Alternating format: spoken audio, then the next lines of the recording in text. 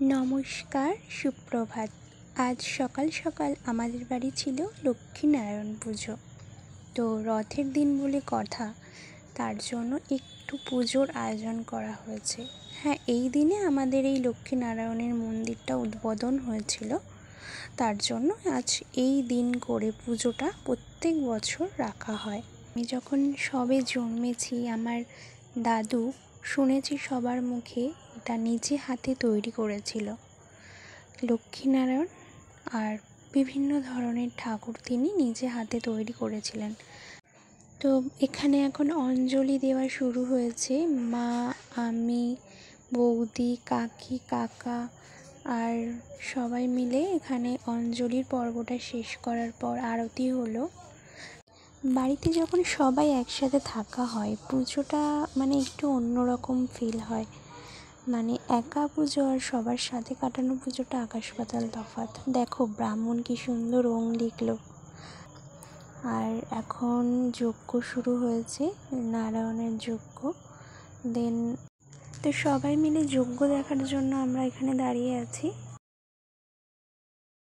হরি ওম নমো নারায়ণ, ওম নমো নারায়ণ, হরি ওম নমো নারায়ণ, হরি ওম নমো নারায়ণ, হরি ওম নমো নারায়ণ, ওম নমো।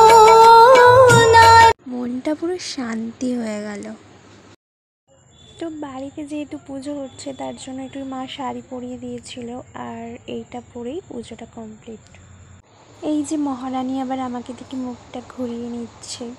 তো আমরা সাধারণত জানি যজ্ঞে কলা, ঘি, দুধ সাধারণত পবিত্র একটি উপকরণ হিসাবে ব্যবহার করা হয় এবং এইগুলোর ধর্মীয় ও আধ্যাত্মিক বিভিন্ন কারণ আছে, তার জন্যই ব্যবহার করা হয়। তো ব্রাহ্মণ যজ্ঞটা কমপ্লিট করার পর আমি চরণামিত্র বানালাম। এরপর আমরা বেরিয়ে পড়েছিলাম রথের মেলা দেখতে গ্রামের সাইডে।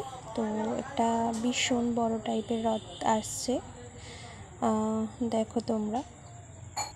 পুজোর একটা দিন যতই বৃষ্টি হোক না কেন এত মানুষের ভিড় হয়েছিল ধারণার বাইরে।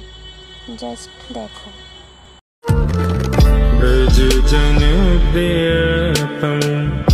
बालमुकुन्दं राधारमणं हरे हरे। বাচ্চা থেকে বয়স্ক প্রত্যেকটা মানুষ ছিল এই র্যালিতে। এরা খুবই মজা করেছিল একটা দিন যতই বৃষ্টি হোক না কেন। বাই দ্য ওয়ে এইটার পর আমাদের বাড়িতে পুজো ছিল, তাই জন্য বেশিক্ষণ ওয়েট করতে পারিনি।